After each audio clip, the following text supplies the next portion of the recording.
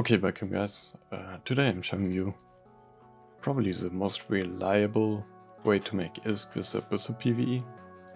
And I already did some sites. I will just put them in a time lapse behind this commentary.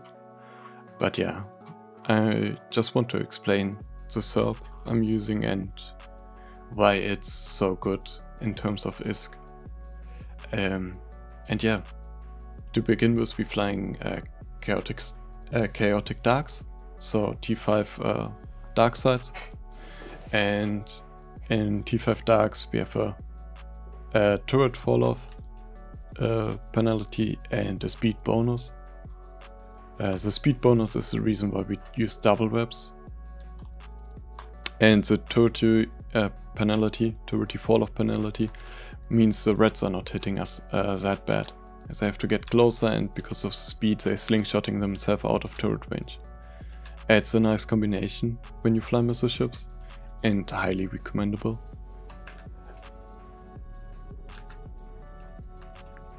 And it's pretty similar to the exotic Cerb, T6 exotic Cerb I showed you guys. Oops.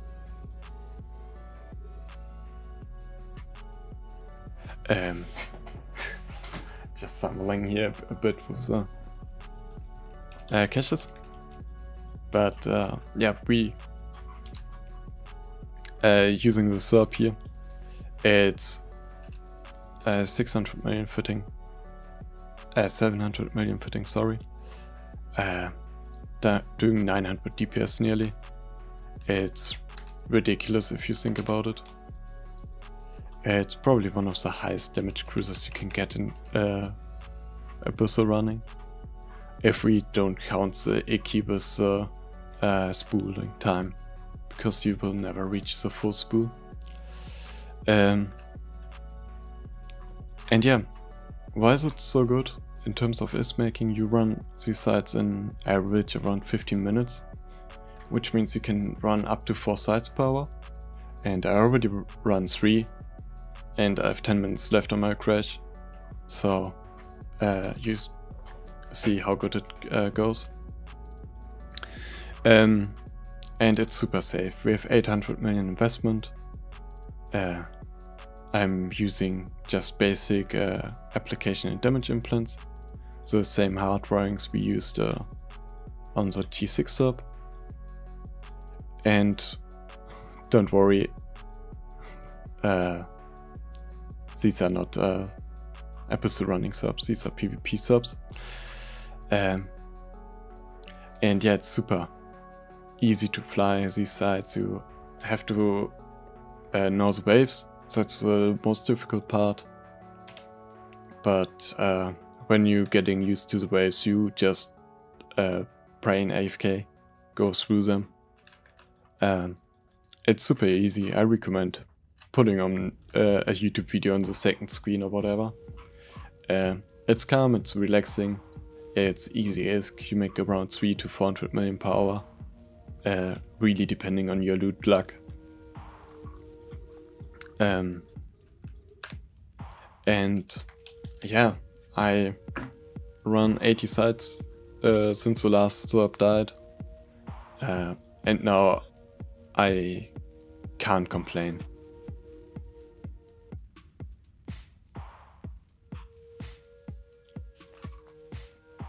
We have to watch out for ghosting reds in the beginning of the site, because we want, we want to have our maximum DPS, and ghostings reducing our application. So that's why you see me always go for the ghostings first, even before I kill nude reds. But it's really depending on the waves. If you start running Abyssals with a Cerb, go for T4 darks first. They don't have the best ISK power, but even the best ISK per hour doesn't help you if you die every second side. And the T4s are a bit easier, and you learn a lot about the Abyssal rooms, because they're pretty similar to the T5 sites. And yeah, if you're getting used to it, step up to the T5 versions. Like I said, you make 3 to 400 million per hour, really depending on your loot luck. And I'm using the same technique, using my drones to get the external caches and then scooping it with MTU. Normally I use a pack rat, but I lost my last pack rat in the Mannen. I tried Mannen earlier for Firestorm sites. It sadly failed, but doesn't really matter, it was a cheap Mannen as well. And yeah, you just have to watch out a bit about muting base, because it faces the same problems T6 Cerb has. It's poor on capacitor because we only run a single cap bed, so pulsing a shield booster is sometimes necessary, and stopping shield boosting at the end of the wave just to avoid getting capped out too quickly. But if you're getting used to it and following that, you will have no problems at all with newts. And yeah, you see me slow boating to the caches first, deploying my drones and then going for the reds, because I want to deploy my MTU as soon as possible to get all the caches, because sometimes the waves just go too fast and you can't get all the caches. And we want to maximize our S per hour with the Cerb here. And yeah, it can happen, like my drone died because there was speed cloud on the way to the cache here. And it just got slingshotted out of the arena, instantly died here. No big deal, the drones are not important for any kinds of DPS. That's why I love the Cerb, we don't rely on drones. And yeah, we just approach the cache. If we're in range, we shoot some missiles at it. With our 34 kilometer missile range, we are good to go. Approaching the other cache here now. I wonder if I will get them, because it's still far away, but we will see. Still have some rats in the room. On average, a room takes around 5 minutes. Sometimes you have rooms which go super fast because everything lines up, you have a signature cloud and hitting better or whatever. And sometimes you just have battleship rooms which requires a lot of EHP grinding. It is how it is, but because the Cerb has nearly 1000 DPS, it has no problem with EHP grinding at all.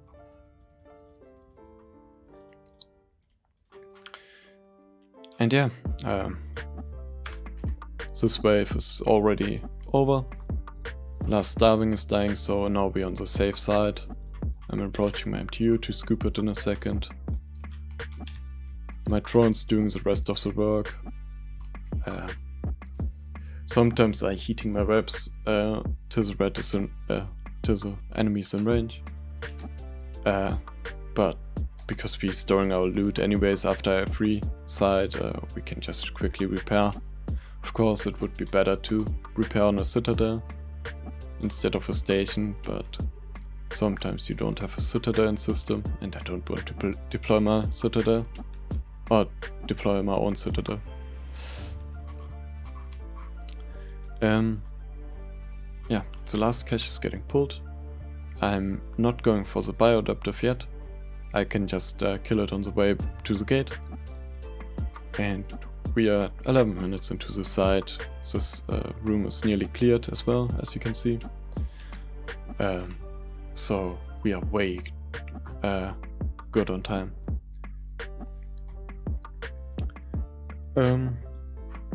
Yeah, there's nothing much to say here. It's a fitting, double webs, everything super cheap, as you can see here. Ballistic controls are just Abyssal Tech 2 to get a bit more DPS. You can Abyssal them yourself or buy them. if you find some cheap. You can also go for faction if you don't like Abyssal Ballistic controls. It will increase the price by a bit, so it's your choice what you're doing.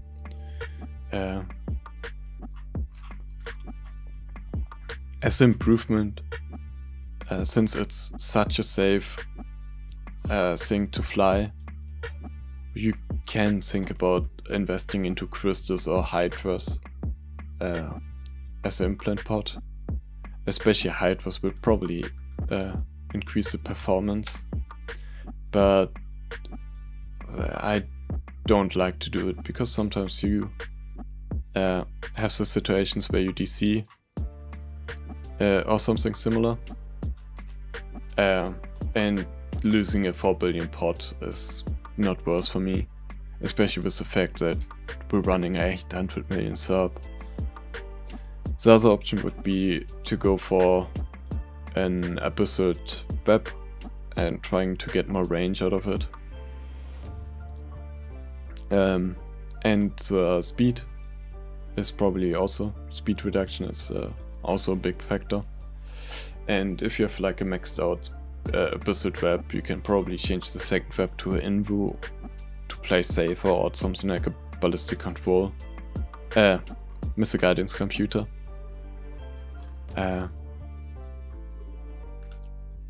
Yeah, but I never did it.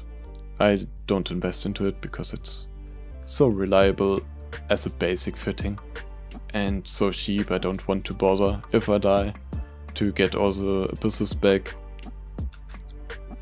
So you will see me not changing the fitting for a while. But hey, if you have improvements about the fitting, you can tell me. I'm happy to hear any improvements. If you think like, hey, you should switch out a ballistic control for missile guidance, enhancer or whatever. Or if you have a better experience with a better Cerb fitting, or in general a better cruiser fitting for T5 sides.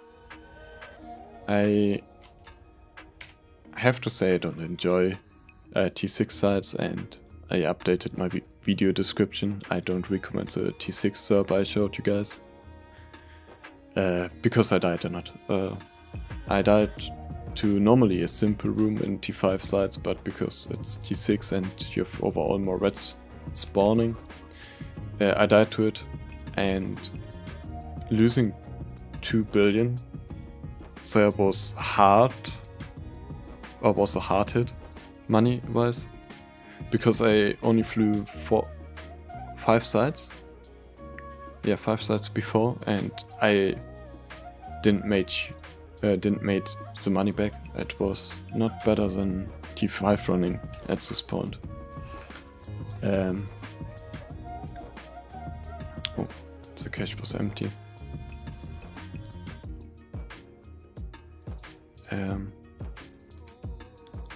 Yeah, it was. I didn't got good drops at all.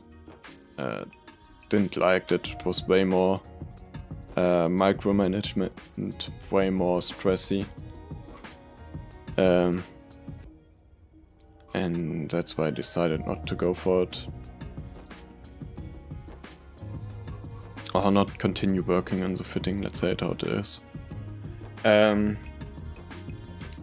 yeah, I don't know if you guys think the fitting could work.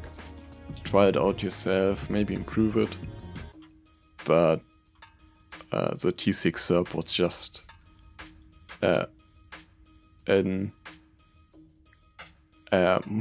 motivation maybe to go into Abyssal sides. It was more an experience how good it performs if I should switch, but I clearly shouldn't switch. And yeah, the last red is dying. We have 6 minutes on the timer.